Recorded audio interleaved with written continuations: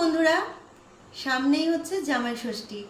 আর জামাই ষষ্ঠীতে তো প্রত্যেকের বাড়িতে সকাল থেকে শুরু করে একদম রাত পরের দিন দুদিন ধরে প্রচুর প্রচুর আনন্দ হয়। তো বেশ ভালো লাগে। আর জামাই ষষ্ঠীর দিনটা আসলে না আমি খুব মিস করি, কারণ আমরা বেশ কয়েক বছর যাবৎ বাড়িতে মানে বাপের বাড়িতে আমাদের যাওয়া হয় না। তো আমার আর দিদির যাওয়া হয় না। তো সেই জন্য আমরা কি করি, দুই বোনে মিলে সেই দিনটাকে একটু আলাদাভাবে আমরা আনন্দ করি। সেটা হচ্ছে আমরা দুই বোনে যে যখন যার বাড়িতে পারি, যে মানে প্রতিবারই ধরো একবার এর বাড়ি একবার ওর বাড়ি, এইভাবে আমরা দুই বোনে মিলে আনন্দ করি, মানে খাওয়া দাওয়া করি, যা পারি একটুখানি একে অপরকে একটু গিফট করি। এইভাবেই আমরা দিনটাকে প্রচুর আনন্দের সাথে কাটাই। তো এই বছরও কোনো ব্যতিক্রম নেই, আমরা সেরকমই ঠিক করেছি।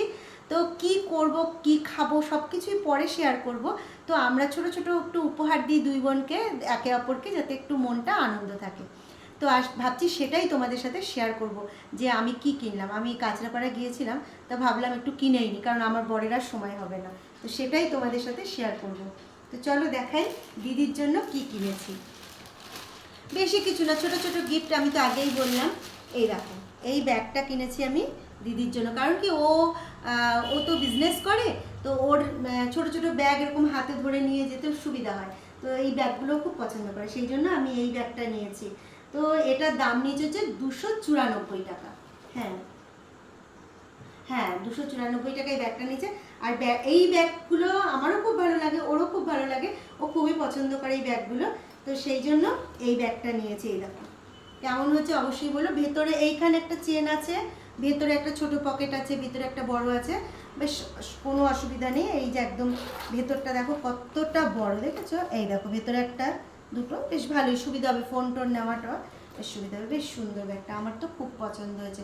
কেমন হয়েছে অবশ্যই জানিও। আর তার পরের দিন হচ্ছে আমাদের বিয়ে বাড়ি, ঠিক আছে? তো বিয়ে বাড়ির জন্য আমি একটা শাড়ি কিনেছি। এই দেখো, আমি শাড়িটার দাম বলছি না তোমাদেরকে, তোমরা বলবে যে এই শাড়িটা কীরকম দাম হতে পারে। এই দেখো শাড়িটা, এই দেখো। এইটা হচ্ছে, এটা মনে হয় কুচি, এটা মনে হয় কুচিতে পড়বে। আর ব্লাউজ পিস কী পড়বে জানি না। এই যে এটা হচ্ছে লালটা কুচিতেই পড়বে।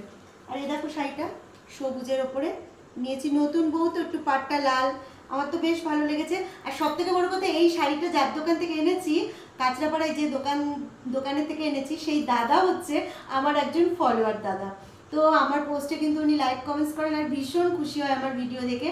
আশা করি এই ভিডিওটাও দাদা দেখবেন এবং কমেন্টস করবেন।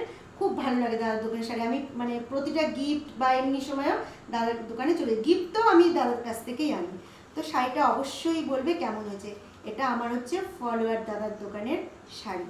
তো এই যে শাড়িটা, আর তোমরা বলো তো এই শাড়িটার দাম কীরকম হতে পারে। তো এই হচ্ছে শাড়িটাও একবারে দেখিয়ে দিলাম জামাই ষষ্ঠীর সাথে। তো কেমন হয়েছে বলো। আর এইভাবেই কিন্তু আমরা জামাই ষষ্ঠীর দিনটাকে আনন্দ করে কাটাই। তো চলো টাটা, সবাই ভালো থেকো।